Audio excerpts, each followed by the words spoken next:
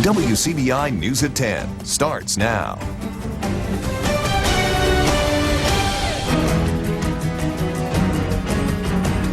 We begin tonight with breaking news out of Walker County, Alabama, where a car crash claimed the life of a young Hamilton, Mississippi woman. Alabama state troopers say 23-year-old Scotty Logan was killed when the vehicle she was driving collided with a tractor trailer.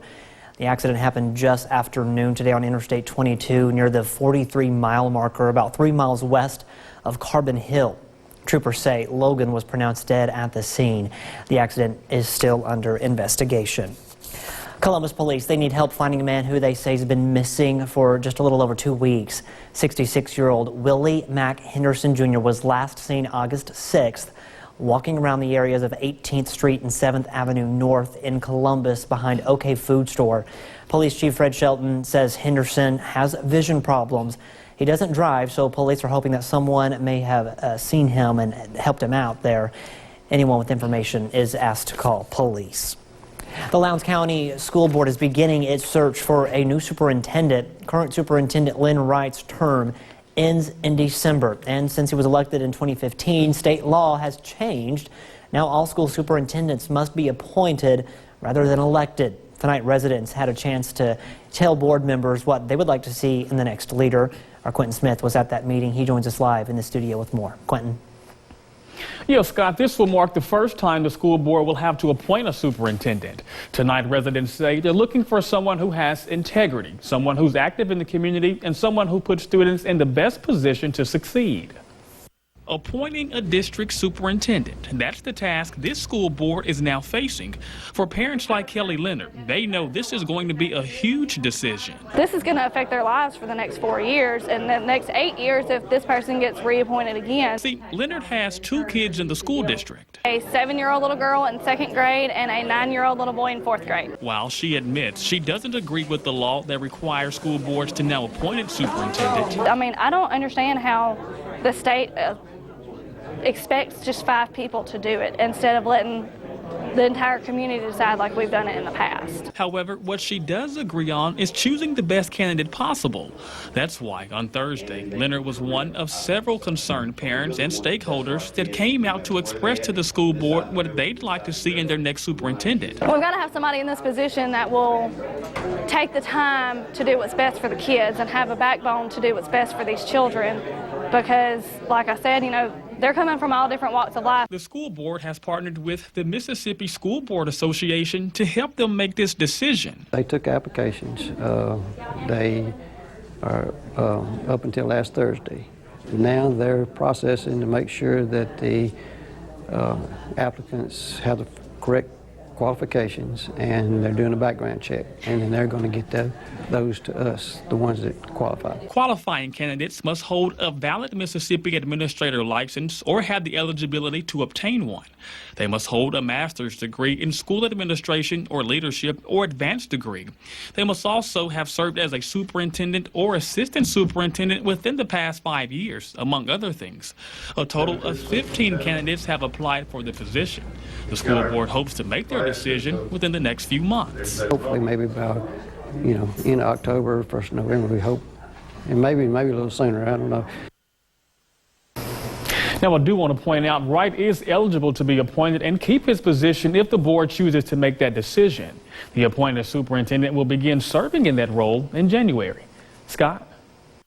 All right, Quentin, thank you very much. The city of Columbus lays out its plans for the 2020 budget for the fiscal year.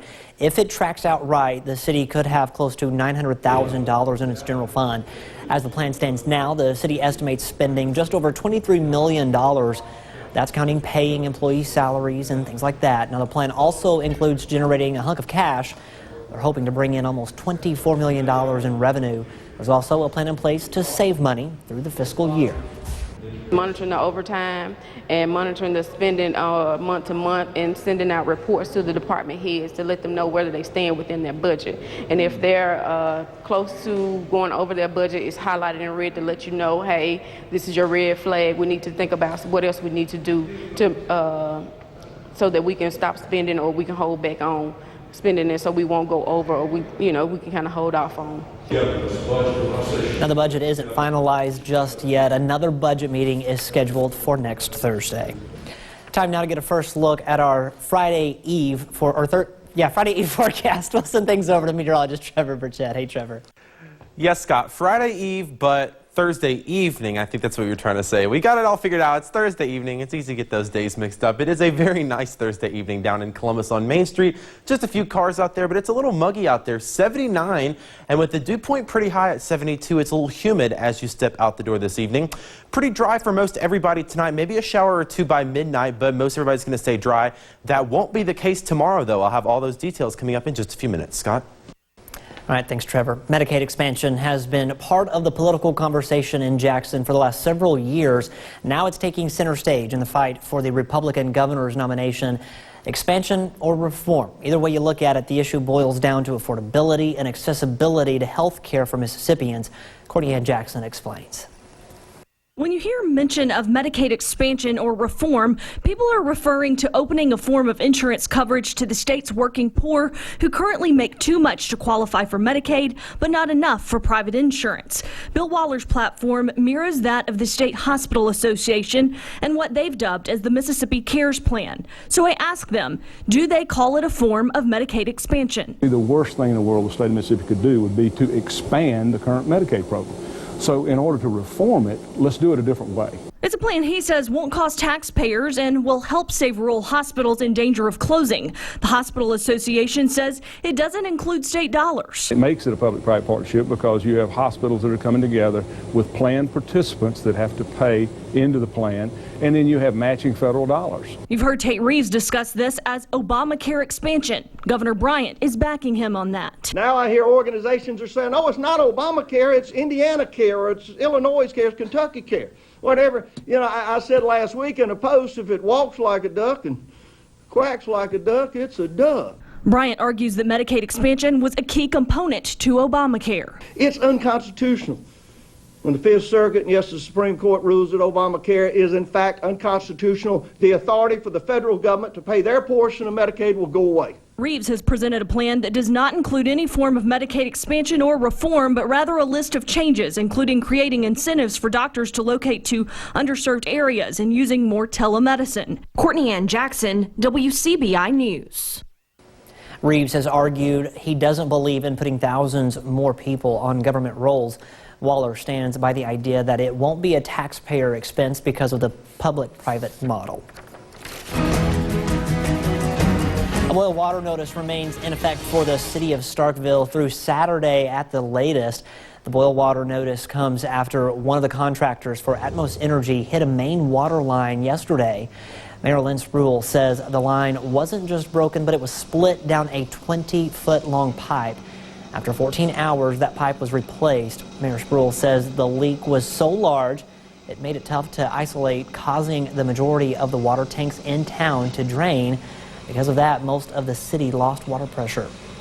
That citywide boil water notice after yesterday's water outage has caused a different sort of outage for residents.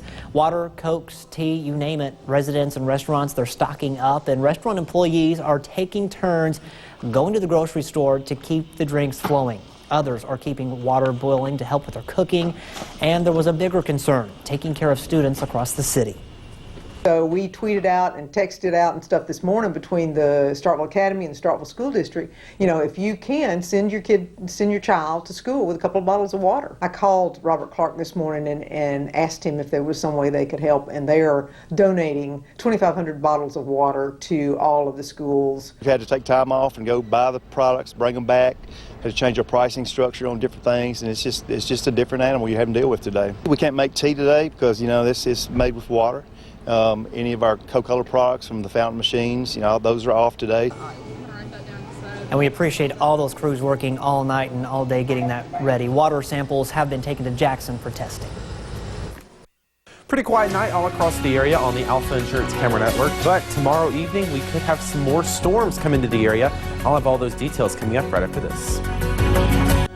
Here's your WCBI First Alert weather forecast. Here's a look at that Alpha Insurance camera network here in downtown Columbus from earlier today. This is when we had some rain showers. Notice right there on the horizon, you can see some of that rain just to the west of downtown. And as we put this into motion, see a few drops on the lens, and then that shower scoots on out to the north. We get just a peek of sun, and then unfortunately our sunset was ruined by this thick cloud deck that was down to the south. We did get some oranges and pinks in there right at the last minute, but no gorgeous sunset like I'm sure many of us were looking forward to this afternoon. Right now in Starkville, pretty nice night. Just a few folks out on Highway 12 at Blackjack Road and Spring Street. Nothing weather-wise to talk about, just a few showers on the radar, but nothing notable. We're 72 right now in Starkville. Dew point is 70. That means it's very humid outside. So as you step outside, even though the temperature's a little bit lower than we're used to, it's still going to be pretty muggy and humid if you have any outdoor plans this evening. Here's a look at that radar. Right now it looks like we're clear in terms of shower activity, but we've had a few earlier, and it's certainly possible that we could have a few more pop up. I'm not thinking we see any storms on the radar tonight, but don't be surprised if by midnight or 1 a.m. if you're still up, you might see a sprinkle or two and hear a sprinkle or two on your window. For tonight, 73 for our low, just a few clouds, and as I mentioned, maybe a shower or two. We'll keep it at a 20% chance. Most everybody is going to stay dry. Not the case for tomorrow, though. Check it out. Anytime after lunchtime on Friday, we're going to bring in about a 60% chance for some showers and storms. These are going to be more widespread than what we've seen for the last couple of days, so definitely bring that umbrella as you head into work and school tomorrow. We'll top out in the low 90s. We'll call it 90 for us here in Columbus and the Golden Triangle. A lot of us could use the rain, though. This is a look at the rainfall deficit for the last month. So any of these colored areas is where we have not gotten enough rainfall. We've not gotten the average rainfall that we have for the month. So we've gotten plenty of rain in Columbus, Starkville, Golden Triangle, but for our friends up in Tupelo, Lee County, they're about 2 inches below what they normally are by this time in the month. So they could definitely use some rain, and we're definitely going to get it, possibly an inch or two by the time this weekend and into early next week is over. You can see these rain showers build as we go into the late afternoon. Say around lunchtime or so, you'll notice the radar really start to light up, and then possibly even into the evening hours, we could see a chance at a few more showers and storms build in. So again, we'll keep it at a 60% shot for tomorrow, but rain chances continue into the weekend. Keep those indoor plans in mind. If you've got any plans for the weekend, rain chances continue into early next week. The end zone starts tomorrow night, but some teams, they just could not wait. It's hard to believe high school football is back. Highlights later in sports.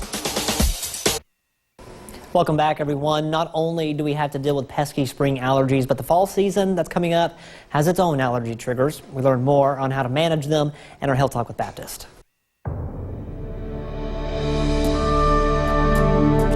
How can you protect yourself against fall allergies? Hi, I'm Dr. Justin Garner, and I'm part of the otolaryngology team at Baptist Memorial Hospital Golden Triangle. If you have fall allergies, there are some steps you can take to manage your symptoms. Stay inside with the doors and windows closed when pollen is at its peak, and keep a close check on pollen counts in your area. Before you turn your heat on for the first time, clean your heating vents and change the filter. Bits of mold and other allergens can get trapped in the vents over the summer and will fill the air as soon as you start the heating unit. Other steps you can take include use a HEPA filter in your heating system to remove pollen, mold, and other particles from the air. Use a dehumidifier if you need to keep your air between 35% and 50% humidity. Wear a mask when you rake leaves so you don't breathe in mold spores. Remove pollen from your skin and hair by showering frequently. Dry your clothes inside in the dryer instead of hanging clothes outside. Have decaying leaves removed from your yard and gutters. If your symptoms of sneezing, runny nose, or itchy and watery eyes get worse in the fall, you probably have an outdoor fall allergy. 80% of people with seasonal allergies complain about these symptoms, as well as problems with sleeping, being tired, having poor concentration, and decreased productivity at school or work. But the good news is treatment's available. Having your allergies properly identified and treated will help you and your family enjoy the season. Join us next time for Health Talk with Baptist. Mail your topic suggestions to healthtalk@wcbi.com. Health Talk has been brought to you by Baptist Memorial Hospital Golden Triangle. The high school football tour crosses the finish line. Wow, 60 schools in 60 days already. The final stop, Columbus Falcons. The last preview is next in sports. Your WCBI Sports with Courtney Robb. 9 days before kickoff, Mississippi State and Joe Moorhead finally put an end to the quarterback competition. Tommy Stevens has been named starting quarterback for week 1. The grad transfer senior given the nod over Keaton Thompson. Moorhead says Stevens met the criteria better over the past few weeks. Tommy jumped out of the gate strong at the beginning of camp, closing into the first scrimmage. KT kind of closed the gap and had a real nice first scrimmage. And, from that point forward, Tommy created separation, continued to do that towards the tail end of camp. So we told both guys and we informed the team that Tommy Stevens is earned the right to be the starting quarterback for us this year, and certainly are excited about what KT did and how he performed, and is going to be an incredibly valuable asset for us, and, we're going to need him to win a game for us this year. Legendary head coach MC Miller's retirement didn't last long. The former Louisville head coach is back in the game. Miller joining Newton High School staff as defensive coordinator. Miller will be teaming up with head coach Zachary Grady, who was a former player of his at Louisville. Football is back and starts with Tisch County taking on the TCPS Eagles. First quarter, Braves ball. Blake Counts drops back, passes it, but the throw's a little high and intercepted by John Avery Herod. Later in the quarter, Eagles ball. Kai Holliday drops back and lofts one deep for Graham Chrisman, who comes down with it at the 1. A big-time grab by Chrisman. The Eagles finish the drive with a touchdown. Now up 7-0. Holliday fakes it to running back, cuts upfield, jukes right and scores the TD. TCPS goes up 14-0, and they get the win 45-17. Man, what a way to start out that first game of the season. The final stop on the high school football tour checks in with the Columbus Falcons. Columbus High will have endured 3 straight years of new head coaches, but the feeling around the practice field is third time's a charm, as the Falcons will be led by someone who knows what it's like to win. WCBI's 60 Schools in 60 Days is brought to you by Sparklight. Josh Polfus knows how to win. The former West Point assistant takes over as head coach in Columbus, leading a football program in need of a championship mindset. The Falcons coming off a winless season in 2018, but Polfus says you wouldn't know it from how hard his team has worked in the offseason. The thing about life and football is we tend to treat failure as a form of keeping you down. And these guys embraced it. They learned from the mistakes that they made last year, and they are learning and happy about trying to move forward. Oh, man, I've seen a lot of growth. I mean, like, last year we was down, talking about playing at practice and everything, everybody just playing around. And this year, he ain't going for that. He trying to make sure we better, make sure we get to where we want to be. He comes to work every day, motivate us. We just come out here and work hard every day. Junior Ethan Connor will lead the offense for the Falcons this year, surrounded by plenty of young talent that experienced the tough times over the past 2 seasons. Polfus says it's not a matter of if, but when for Columbus to break out of its slump. You got to have breaks. You got to have breaks. Football is a game about breaks. Going back to West Point last year, we played 2 games. We had 2 big breaks in the special teams. So Columbus, they're waiting and they're due for their chance to succeed, and they're just waiting on their big break. Columbus will experience a change of scenery moving down to Class 5A in 2019, but it doesn't get any easier. Falcons will have to go through the likes of West Point and Lafayette in Region 1 5A. West Point's still the king because they the reigning champs. Those saying they the champs until you knock them out. And Lafayette was a strong number 2. So, we got our hands full, but we can control what we control. As long as we go out and play hard and let the chips fall where they may, we'll be all right. One game at a time, baby. It's just one game at a time. I care less about anything else. One game at a time. Make sure we get our plans straight. Make sure we be in there watching film. Make sure we get everything down. Columbus begins its season on the road Friday at Provine. With the Falcons on the high school football tour, Tom Ebel, WCBI Sports.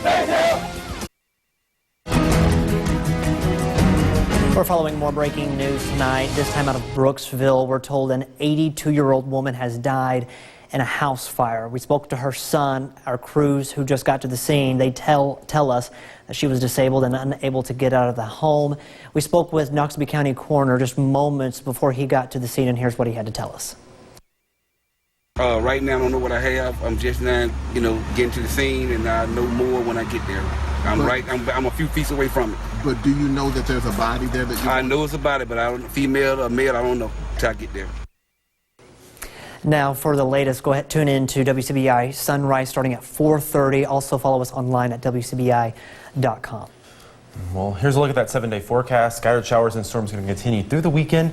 Temperatures going to be back into the upper 80s by the beginning of next week, with increased rain chances all the way into the middle of the week. All right, Trevor, thank you very much. Thanks for watching, everyone. Have a good night. We'll see you tomorrow.